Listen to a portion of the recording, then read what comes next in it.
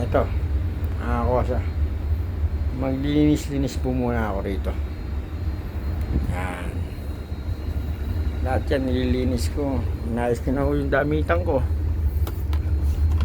Ito ang damitan ko. Yan. Yan ang aking shirt. Ang damit, pang araw-araw, panlamig.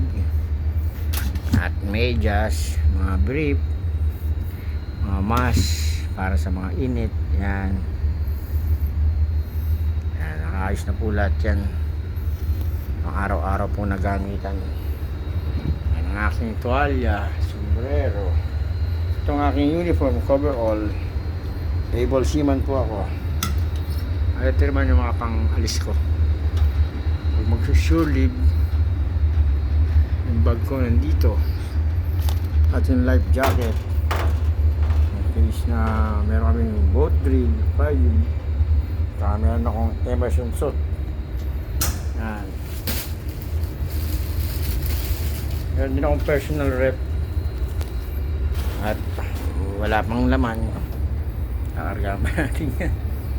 Wala pang, pwede naman bumili dito. Soft drinks, beer, kung ano man. Lagyan mo dyan. Mga chichirya. Meron po dito sa barko. Parang may 7-Eleven po dito.